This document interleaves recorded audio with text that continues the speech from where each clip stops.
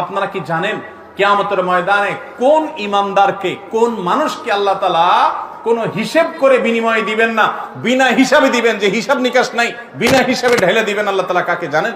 একমাত্র ব্যক্তি সবরকারী, যে অসুখে সবর করেছে, বিপদ আপদে সবর করেছে, মানুষের কটুকতায় সবর করেছে, অসুখ বিসুখে সবর করেছে, মুসিবতে সবর করেছে, ধৈর্যের পাহাড় হয়েছে, ধৈর্য ধারণ করেছে, সবর করে ঢোক গিলেছে, সবর করে নিজেকে নিয়ন্ত্রণ করেছে, কোনো কষ্টে হাহুতাশ করে নাই, নাশুকুরি করে নাই, আল্লাহর কুফরি করে নাই, গালিগালাজ করে নাই, মুখ খারাপ করে নাই, ভাঙচুর করে নাই, নিজেকে নিয়ন্ত্রণ করতে পারছে, এই ব্যক্তি সম্পর্কে আল্লাহ বলেছেন ইন্নামা ইউওয়াফাস সাবিরুনা আজরাহুম বিগাইরি হিসাব।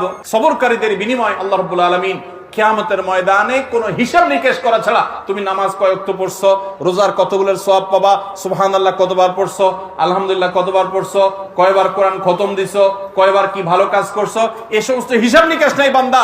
তুমি সারা জীবন সবর করেছো, সব ক্ষেত্রে সবর করেছো, আজকে তোমার দেওয়ার ক্ষেত্রে কোনো হিসাব নিকেশ নাই, বিনা হিসাবে আল্লাহ তাআলা ঢাইলা দিবেন। বাংলা একটা প্রবাদ আছে, সবরে মেওয়া ফলে। মেওয়া মানে ফল। সবর যখন মানুষ করে একটা সময় আল্লাহ তাআলা ফল দেন। ভাইরা আমার, ভালো করে শুনে রাখেন, পৃথিবীতে একটি মানুষ দেখাতে পারবেন না যে সবর করে সে ক্ষতিগ্রস্ত হয়েছে। আপনি বলবেন দুনিয়াতে সে বহুত সবর করছে, যতই সবর করছে মানুষ তার উপর আরো চাপায়া পড়ছে। আমি বলবো যদি সে আল্লাহর জন্য সবর করে থাকে তো হাতির মতো মরলেও লাগ বাঁচলেও লাগ, তার এই সবরের বিনিময়ে আল্লাহ তাআলা দিবেন না দিবেন না? দিবেন। আর বেশিরভাগ ব্যক্তি সবরের ফলাফল দুনিয়াতেই দেখে যায়। ভাইরা আমার, আর যে সবর করে না, আপনার ধরেন একটা অসুখ বিসুখ হয়েছে, আপনি এখন গালিগালাজ করলেন, আপনার একটা বিপদ হয়েছে, আপনি আল্লাহকে, ফেরেশতাদেরকে, আশপাশে মানুষদেরকে গালিগালাজ করলেন, মুখ খারাপ করলেন, ভাঙচুর করলেন, তাতে কি আপনার বিপদটা দূর হয়ে যাবে? অনেকে আছে নিজের আত্মীয় স্বজন মারা গেলে ধৈর্য ধারণ করতে পারে না। এরকম অনেকে নিজের নাতি মারা গেছে, ছেলেটা মারা গেছে, তো বলে আজরায়েল কি চোখ খাইছে?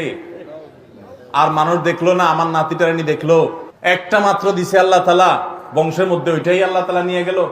এরকম অনেকে বলে কি বলে না? ঈমান চলে যাওয়ার মতো কথা। আল্লাহ রাব্বুল আলামিন দিয়াও পরীক্ষা করেন, নিয়াও পরীক্ষা করেন। দেওয়ার পরও মনটাকে ছোট করে আল্লাহর দিকে শুকরিয়া আদায় করে নিজে অবনত থাকা, এটা হলো পরীক্ষা জেতার পথ। আর আল্লাহ যখন নিয়ে যান তখন সবর করে ঢোক গিলতে পারা, এটা হলো সবর। আমরা সবর সবাই করি। কখন করি? মনে করেন মসজিদ থেকে বাইরে দেখেন জুতাটা নাই, এবার চোরের মা বাপ 14 গোষ্ঠী, চাচা চাচি, নানা দাদা যা আছে একটা একটা করে লিস্ট তালিকা ধরে গালিগালাজ করলেন। করে টোরে যখন দেখছেন হ্যাঁ গালিগালাজ করে তো লাভ নাই, চোর তো নিয়ে পালাইছে, এবার আর যখন কিছু করার নাই, গালিগালাজ করে টোরে মাথা যখন একটু ঠান্ডা হয়েছে, এবার আমরা শেষে বলি কি, যাক কি আর করা, আল্লাহ ভরসা। আরে চোর মোবাইল নিছে, আমার কপাল নিতে পারে নাই, থাক সবর করলাম। এটার নাম কি সবর?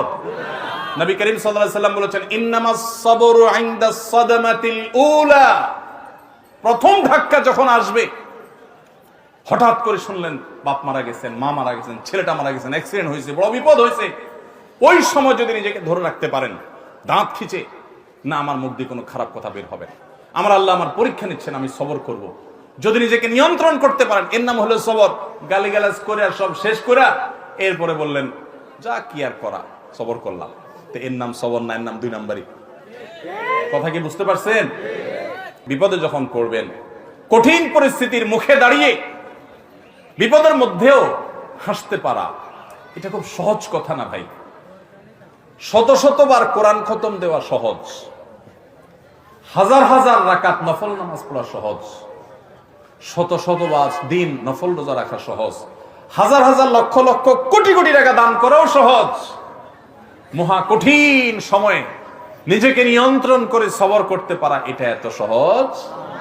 ভাইরা আমার, নবীদেরকে জীবন্ত করাত দিয়ে টুকরা করে ফেলা হয়েছে, আগুনে নিক্ষেপ করে ফেলে দেওয়া হয়েছে, একটার পর একটা ভয়াবহ পরীক্ষা নেওয়া হয়েছে। আল্লাহর নবী হওয়ার পর, আল্লাহর রাসূল হওয়ার পর তিলে তিলে তিলে তিলে আল্লাহ তাআলা তাদের পরীক্ষা নিয়েছেন, কষ্ট দিয়েছেন। শুধু তাদের নয়, নবী সাল্লাল্লাহু আলাইহি ওয়াসাল্লাম বলেছেন ইন্নাল্লাহা ইযা আহাব্বা কওমান ইবতালাহুম। আল্লাহ যখন কোন জাতিকে, কোন সম্প্রদায়কে, কিছু মানুষকে যখন আল্লাহ বড় বেশি ভালোবাসেন, তখন আল্লাহ তাদের পরীক্ষা করেন, তাদের বিপদ দেন, মুসিবত দেন, একটার পর একটা, একটার পর একটা। মুসিবত দিতে থাকেন, আল্লাহ পরীক্ষা করেন, আল্লাহ বান্দার ঈমানকে পরখ করেন। আমি কিছু মানুষকে দেখেছি, তারা বলেছে ভাই নামাজ কালাম একসময় পড়তাম না, কই দিনকাল তখন এত খারাপ ছিল না, এখন নামাজ কালাম পড়া ধরছি, হালাল হারাম বাজ বিচার করা ধরছি, সুদ ছেড়ে দিয়েছি, ঘুষ ছেড়ে দিয়েছি, 2 নম্বর পথ ছেড়ে দিয়েছি, এখন দেখি ব্যবসা বাণিজ্য সব দিন দিন নাই হয়ে যেতেছে, সব পায়ের নিচ থেকে মাটি সরে যাচ্ছে। আমি বললাম যে এটাই হলো আল্লাহর পরীক্ষা। আল্লাহর দিকে যখন আসে কেউ, আল্লাহর দিকে আগায়, সে কি আসলেই আগাচ্ছে কিনা, সে কতটা পিওর, তার ভিতর থেকে সে অগ্রসর হয়েছে কিনা, আল্লাহ তাআলা ধাক্কা দিয়ে পরীক্ষা করেন। চুলের থেকে নুন খসলে আমাদের হাত সামনে চলে আসে, আমরা হাতা গোছানো শুরু করে দেই। এগুলা কোন ইমানদারের চরিত্র। অনেক লোক আছে দেখবেন রাগের সময় ডাইরেক্ট হয়ে যায়, আছে না?